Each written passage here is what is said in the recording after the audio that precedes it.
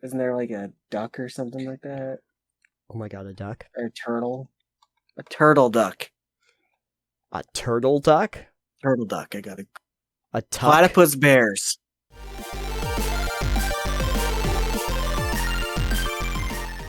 So, we're going to start off the show with a delving deeper, and actually, Alex has our topic of conversation for what we're I delving do. into. So, what's going It on? was something. So I know I haven't really explained what I mean by living in fantasy worlds to you. I want to paint this picture for you, Nathan. Nathan, you're in a D&D game right now, right? Yes, I am. I'm not right this second, but you and I, you're in one of my games. Yes. I know I didn't really make this world. It's Forgotten Realms. It's Icespire Peak, but you're familiar with how the world works, and you're kind of familiar with like fantasy worlds, fantasy settings, Lord of the Rings, that type of stuff. Yes.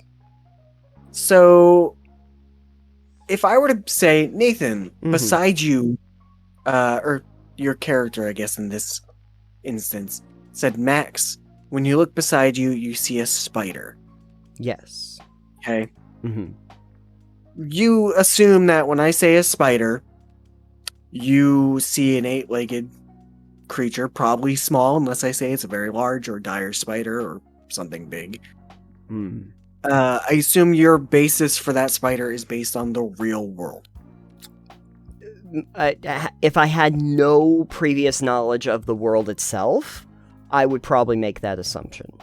Okay, so if I give you another example, like if I say Nathan, Max, roll perception, you make your perception, and I'm like, so I describe a scene. You see a dragonfly landing on a flower.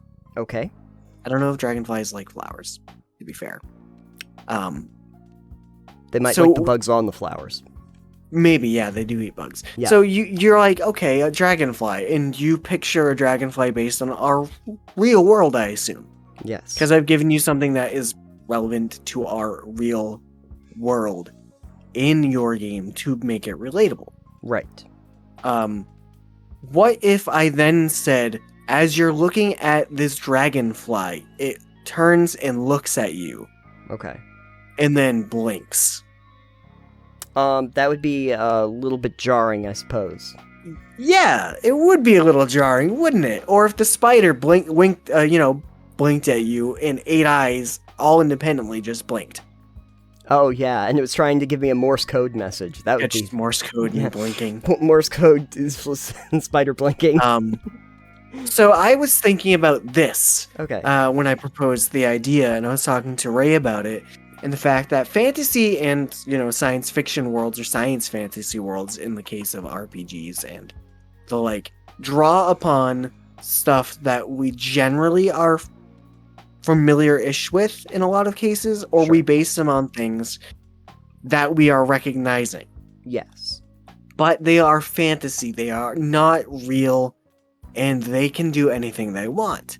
Sure. So I think it's really interesting to give your players a world which is relatable. They can easily understand it. But then I think it's really fun if you can give them something really obscure or different or maybe uncanny, depending on what vibe you want to go with. Sure. But in this case, the dragonfly looks at you and blinks. Eyelids closing over the eyes. Probably a little disturbing and jarring because dragonflies don't have eyelids, they don't blink. Right. Right. That would be a little weird. Yes, it sure would. I was thinking about that as just like a concept because I enjoy making worlds that are living and feel different, but I don't, if it's not a world I've created, I don't really have the chance to do that. For instance, the last game I ran in a world that I created, I had, I think, 3 moons in the sky, and I had described the sky as like a deep azure blue. Okay. Which is a much more rich blue than our sky typically is. Yeah. It's, certainly more like a sapphire in color. Yeah, yeah, very nice, very nice. So it's really fun to think about the many different ways fantasy worlds could actually be just played with to make it a unique experience, to make your players kind of wonder. And I was wondering if Right. you had thoughts about that as well. Sure. Um, Yeah, no, I think I see where you're going with this. So, we assume, like, people really will only be able to work with the outside of the knowledge of another world, the world that we actually currently inhabit. So the rule sets that you have set down are usually going to be based presumptively on what you can see and observe here on Earth in the actual realm of existence. What you're talking about is the moment that you introduce like a surrealist concept into that right. that then Since you're not, changes and modifies. Mm-hmm. like, when you're playing in the Forgotten Realms, you're not playing on Earth. No. You're playing on Albier Toril. Right. When the Forgotten Realms is based in there, and then, like, Sword Coast and Faerun is like a continent. There are many other continents on Albier Toril. Sure. But it's still not Earth. It's an Earth analog. Sure. It's familiar as an Earth-like setting. Yeah. But then if you go even like Star Wars, Tatooine, Yeah. Yeah. it's still an analog of an Earth-like planet. It is just a desert planet. Yeah. Yeah. But there's also the two suns, so it's a binary system. That alone is something that, if you were to go and describe a scene to your players that go out of town, and you go, it's really hot, the twin suns are blazing, and you can feel the oppressive heat. Suddenly your players go, oh, there's two suns in the sky. Right. Right. I do kind of wonder, like, especially with science fiction and fantasy, I think does something like this. In sci-fi, I always feel like the way that they kind of create surrealist attitudes is like, let's add a number to it. Like, instead of one sun, we'll just have two. Instead of one moon, 5 moons. Instead of, instead of the creature having 2 arms, it has 17 arms. Sure. I mean, on the sun's part, technically most stars in the universe seem to be binaries. Yeah. Yeah. So that would be more normal. Again, from the example of my world before, I also had rings on the planet that you could see sometimes. Because sure. it had its own ring system. Which, again, adds a little bit of sci-fi to it, because it seems just like a sci-fi type thing, although it's just a thing that could be part of that world. Yeah. Or maybe in a more magic setting, you could have the floating land masses that appear. Oh, sure. All of a sudden, I have Columbia. I'm going to explore a floating city in the sky. Sure. In fantasy realms, I feel like they usually just make things larger. There's a lot of animals and things that they're like, or we could make it bigger. Like, that's where we get dire animals from, dire or giant. Mega legendary animals. Yeah, giant rats. It's not just a rat, it's a giant rat. That's what makes it. Rat of unusual size. That's right. It's not just a big squid. It's a kraken now, and it's the size of skyscraper. You enjoy. It's not just a spider. These are giant spiders. They're giant snakes. They're giant this. They're giant that. Which is on the concept of, these small creatures. What if they were giant and you had to fight them with swords? Yeah. What if you see a dragonfly and it happens to just be farther away, and then it gets closer and it's 20 feet long?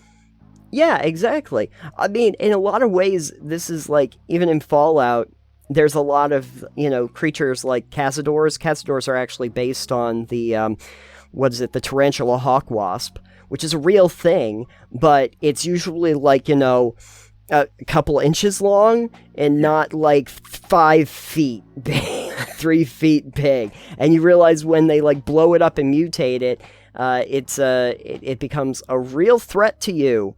And I mean, even the Deathclaw in Fallout is based upon like some kind of lizard. Yeah. I think Deathclaws were always supposed to be like Fallout's version of dragons, just no wings or anything like that. Well, until you get to Fallout 76, then you've got a dragon. Then you have you have those bats. I don't know whatever they were. I don't know. Yeah, the giant bats that some. Yeah, no, I was thinking about that and thought it'd be interesting to kind of mull over and see what you thought about that, and then To pose a question to our listeners, what are some ways you like to,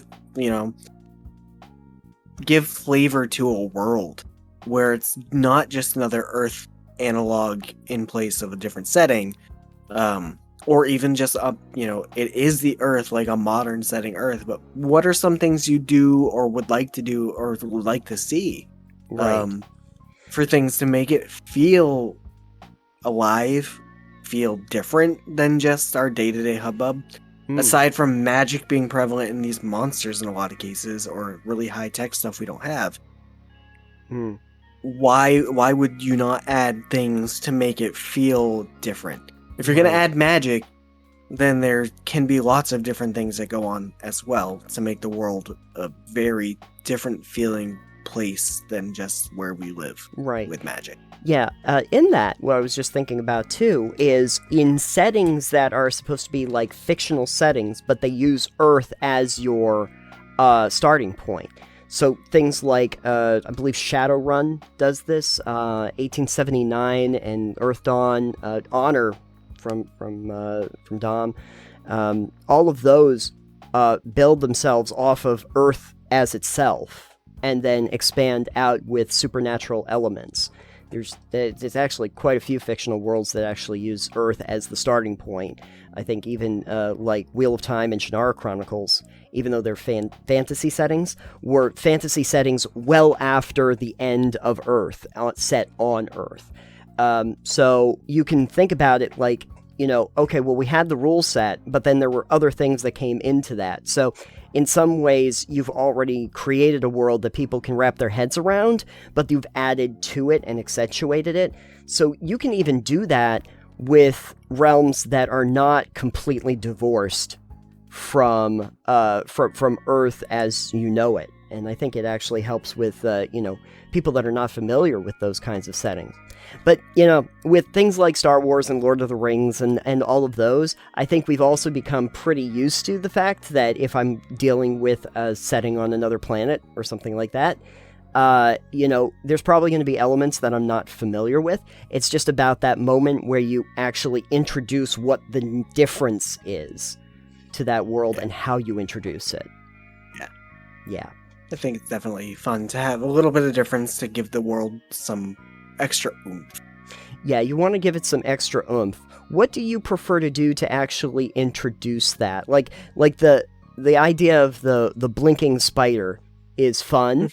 But like if we were to kind of start or introduce players with just the basics of like this is the planet and this is like stuff that you would recognize. These are like how cities looked in a certain time period or whatever. Well, I guess the thing to remember is that the players' characters are probably going to be familiar with the world itself if they've lived there, unless they're brand new to that planet or that realm or wherever they're, like, if they suddenly are transported there or appear there, then everything is new to them. So you can kind of just play it as if they should already know it. Just be like, yes, as you walk outside of the sky, as you walk outside of the inn, to start your adventure, the deep green sky, is alive with the hums of crabs. Always crabs. And the shadow of like the four moons are casting something, I'm not good on the spot, Nathan. Yeah, but that's fine. Anyway, the twin suns blaze ahead of you, the like twin green stars in the green sky. Sure.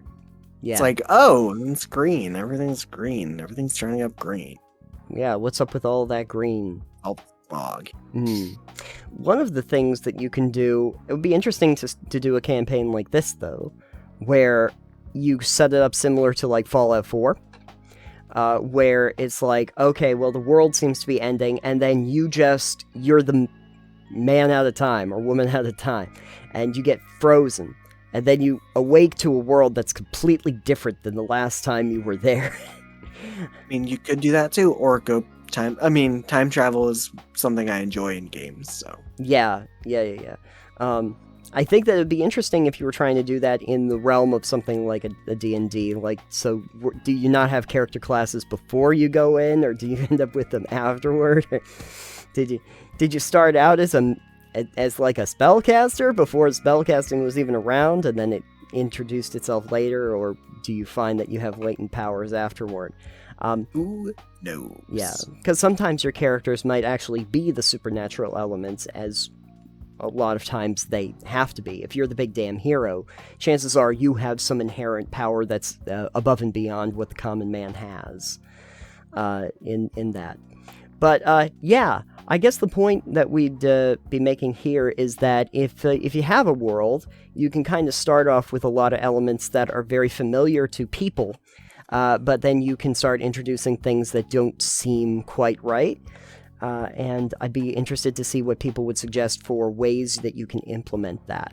I think an example of a world that has this exact thing is probably like Avatar: The Last Airbender, or the Avatar universe in general. Oh, sure.